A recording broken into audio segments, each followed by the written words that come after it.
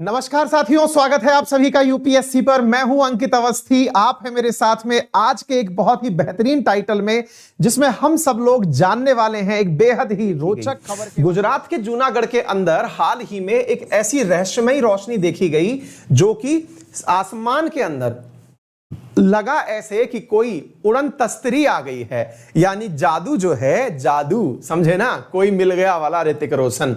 जो जादू है वो जादू धरती पर आ गया है। तो जादू धरती पर आ गया है, ऐसी फीलिंग कैसे आई, आइए जरा हम बताते हैं और आपको बताते हैं कि क्या वाकई में ये यूएफओ थे या कुछ और था। साथियों, वर्तमान में गुजरात में एक बहुत बड़ा रहस्य का विषय बना हुआ है। आज से 2 दिन पहले की रात, सोमवार की रात को जूनागढ़ के अंदर यहां पर कुछ इस प्रकार की आसमान में जलती हुई लाइटें दिखाई दी। और ये लाइटें कम दूरी पर नहीं, बहुत ऊंची दूरी पर थी और 7 लाइटें इस प्रकार से जल रही थी। लोगों ने इसके वीडियो तक रिकॉर्ड कर लिए। आप जरा वीडियो देखिए, लोगों ने वीडियो रिकॉर्ड किए हैं। आसमान में जगमग जगमग होती हुई ये लाइट्स दिखाई दी हैं। साथियों, ये जगमग हुई लाइट्स जो दिख रही हैं, ये हिल भी नहीं रही हैं, यानी फिक्स प्रकार की लाइट है। शायद आपको दिख रही हो, फिर से मैं एक बार दिखाने का प्रयास करूंगा। ये लाइट्स को वीडियो के अंदर जब रिकॉर्ड किया गया तो कुछ इस प्रकार से दिखाई पड़ी। देखिए, यदि आपको दिख गई हो तो बात कहां की हो रही है? गुजरात की बात हो रही है। सौराष्ट्र क्षेत्र के अंदर गुजरात, जूनागढ़ और राजकोट के नजदीक साथियों एक गांव है जिसका नाम है उपलेटा। उस उपलेटा के आसपास इस तरह की चीजें दिखाई दी गई। अब इसके स्पष्टीकरण आने शुरू हुए कि भैया आसमान में इस प्रकार की लाइट अगर जगमग जगमग हो रही हैं तो ये क्यों हो रहा है ऐसा। तो इसके पीछे का साफ जानकारी निकाली गई तो कहा गया कि वहीं पर इंडियन एयरफोर्स का जूनागढ़ में एयरबेस है। तो हो सकता है कि इंडियन एयरफोर्स वाले जो विमान थे वो आसमान की गश्त पर हों। अच्छा, क्योंकि वहां पर एक आवाज भी आई थी तो लोगों को लगा कि अगर आवाज आई है तो संभव है कि यहां जामनगर जो एयरबेस है, उस जामनगर एयरबेस के कारण जो विमान वहां से टेक ऑफ किए होंगे उनकी वजह से सोनिक बूम क्रिएट हुआ होगा। अब ये सोनिक बूम क्या होता है साथियों? सोनिक बूम असल में कोई भी जब गति, जब एक प्रकार से समझिए कि जो साउंड वेव है जो अपनी नेचुरल स्पीड से चल रही है, अचानक उसमें तीव्रता पैदा कर दी जाए तो तीव्र गति वाली वेव जो है वो कम गति वाली वेव से टकरा करके एक अजीबोगरीब प्रकार की आवाज पैदा करती है। इसे सोनिक बूम कहा जाता है। इसकी वजह से होता क्या है? इसकी वजह से कई बार घरों के शीशे तक टूट जाते हैं। तो ये सोनिक बूम तो नहीं था, यह बात लोगों के मन में सवाल बनकर के पैदा हो रही है। इस बात के बारे में जानकारी Gujarat council on science and technology से ली गई कि सर एक बात बताइए, क्या ये इंडियन एयरफोर्स का कमाल था कि यूएफओ आए थे? तो ना तो इंडियन एयरफोर्स का कमाल था, क्योंकि अभी तक इंडियन एयरफोर्स ने इसके बारे में कोई भी टिप्पणी नहीं करी है। उन्होंने ये नहीं कहा है कि ये हमारे ही विमान थे जो ऊपर थे, क्योंकि साहब 7 की 7 रोशनियां एक साथ कैसे आ सकती हैं? कॉमन सेंस की बात यह है कि दुनिया को डराने के लिए थोड़ी ना रात को 7 विमान एक साथ आए होंगे। तो इस बारे में इंडियन एयरफोर्स की तरफ से अभी कोई भी स्पष्टीकरण नहीं आया है। Point number 1। पॉइंट नंबर 2 यह है साथियों कि जब वैज्ञानिकों से पूछा गया, Gujarat council in science and technologies के द्वारा जो गवर्नमेंट ऑफ गुजरात के अधीन कार्य करता है, तो जब इनसे पूछा गया तो इन्होंने इस बात से तो इनकार किया कि ये यूएफओ नहीं है। लेकिन एक चीज इनके अकॉर्डिंग और जो यहां पर अनुमानित लगाई गई वो ये है कि उड़न तस्तरी तो नहीं है, लेकिन हो सकता है कि लो अर्थ ऑर्बिट में, हां जी, पृथ्वी के चारों तरफ अगर आपको मालूम हो तो बहुत सारे ग्रह जो हैं वो चक्कर लगा रहे होते हैं।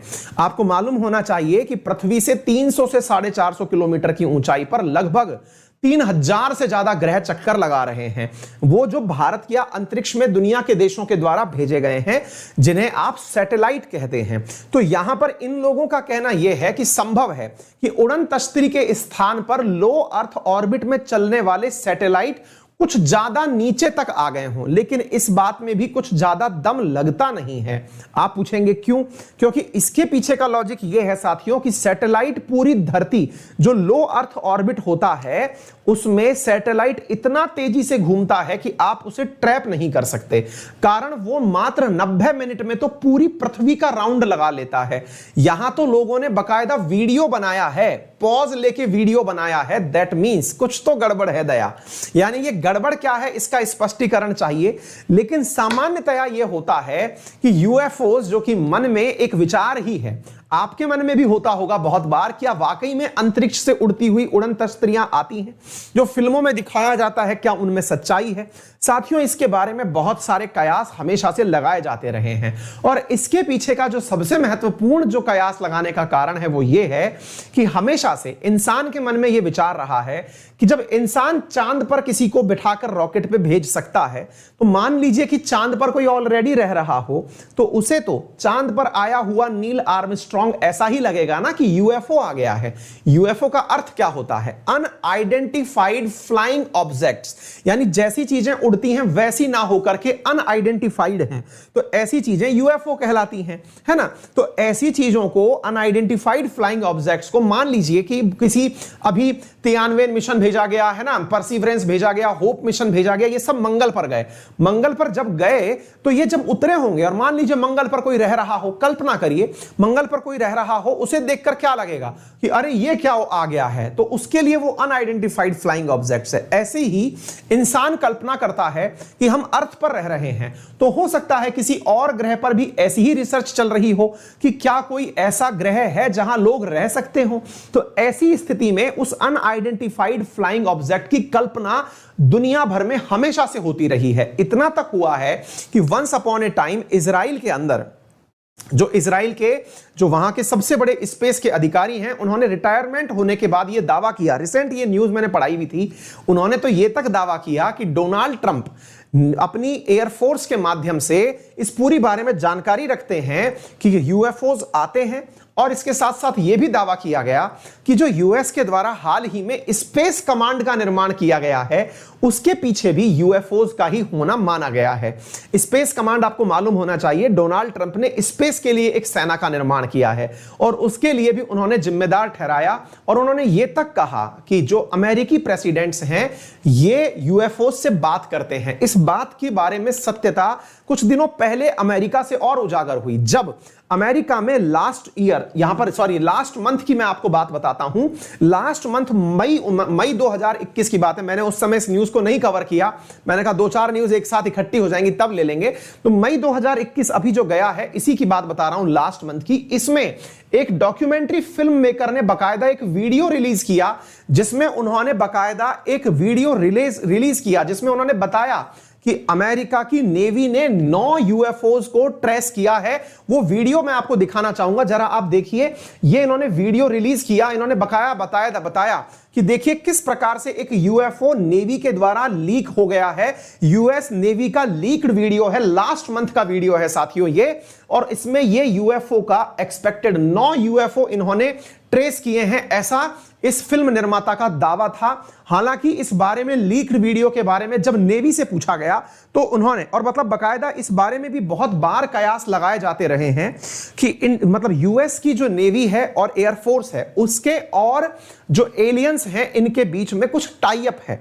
टाई अप ये है कि ये दोनों एक दूसरे के बारे में कभी भी पब्लिक घोषणा नहीं करेंगे कि ये एग्जिस्ट करते हैं। ऐसी स्थिति में बिल्कुल वही कोई मिल गया वाले जादू की सी कहानी कि आपको बताना नहीं है कि हम हैं या नहीं हैं। लेकिन जैसे ही ये वीडियो बाहर आया, अभी लास्ट मंथ की बात है, इसके बारे में फिर से दुनिया में बहस छिड़ गई कि ये अनआइडेंटिफाइड ऑब्जेक्ट है, जिसे बकायदा यूएस की नेवी ने अपने साथ कैमरे में कैप्चर किया है। ये तश्तरी उतरते हुए भी देखी गई है, पानी पर उतरी थी, 9 तश्तरियां थी, लेकिन यह भी पूरी तरह से डिनाई कर दिया गया।